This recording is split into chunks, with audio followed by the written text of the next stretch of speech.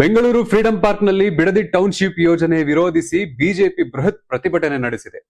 ಇದುವರೆಗೆ ಜೆಡಿಎಸ್ ಮುನ್ನಡೆಸುತ್ತಿದ್ದ ಹೋರಾಟಕ್ಕೆ ಈಗ ಬಿಜೆಪಿ ಕೂಡ ಕೈ ಜೋಡಿಸಿದ್ದು, ಕಾಂಗ್ರೆಸ್ ಸರ್ಕಾರ ಹಾಗೂ ಮುಖ್ಯಮಂತ್ರಿ ಡಿಕೆ ಶಿವಕುಮಾರ್ ವಿರುದ್ಧ ತೀವ್ರ ವಾಗ್ದಾಳಿ ನಡೆಸಿದೆ. ಪ್ರತಿಭಟನೆಯಲ್ಲಿ ಬಿಜೆಪಿ ರಾಜ್ಯಾಧ್ಯಕ್ಷ ಬಿವೈ ವಿಜಯೇಂದ್ರ, ವಿಪಕ್ಷ ನಾಯಕ ಆರ್ ಅಶೋಕ್, ಕೇಂದ್ರ ಸಚಿವೆ ಶೋಭಾ ಕರಂದ್ಲಾಜೆ, ವಿಧಾನ ಪರಿಷತ್ ಸದಸ್ಯ ಸಿಟಿ ರವಿ ಸೇರಿದಂತೆ ಹಲವು ನಾಯಕರು ಮತ್ತು ಕಾರ್ಯಕರ್ತರು ಭಾಗವಹಿಸಿದ್ದರು.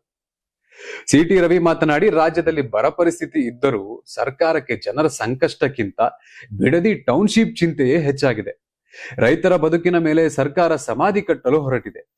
ಅದಕ್ಕಾಗಿಯೇ ನಮ್ಮ ಹೋರಾಟ ಎಂದು ಆರೋಪಿಸಿದರು. ಇನ್ನು ಕೇಂದ್ರ ಸಚಿವೆ ಶೋಭಾ ಕರಂದ್ಲಾಜೆ, ಬೆಂಗಳೂರಿನಲ್ಲಿ ಈಗಾಗಲೇ ಅಭಿವೃದ್ಧಿಯಾಗದೆ ಉಳಿದಿರುವ ಹಲವು ಬಡಾವಣೆಗಳಿವೆ. ಅವಕ್ಕೆ ಮೂಲ ಸೌಕರ್ಯ ಕಲ್ಪಿಸದೆ ಹೊಸ ಟೌನ್ಶಿಪ್ ನಿರ್ಮಿಸುವ ಅಗತ್ಯವೇನು ಎಂದು ಸರ್ಕಾರವನ್ನು ಪ್ರಶ್ನಿಸಿದರು. ವಿಪಕ್ಷ ನಾಯಕ ಆರ್ ಅಶೋಕ್ ಕೂಡ ಸರ್ಕಾರದ ವಿರುದ್ಧ ವಾಗ್ದಾಳಿ ನಡೆಸಿ, ಬಿಡದಿ ಟೌನ್ಶಿಪ್ ಯೋಜನೆಯಲ್ಲಿ ನಮ್ಮ ಸರ್ಕಾರದ ಪಾತ್ರವೇ ಇಲ್ಲ. ಭೂ ಸ್ವಾಧೀನಕ್ಕೆ ನಾವು ಯಾವುದೇ ಸಹಿ ಹಾಕಿಲ್ಲ.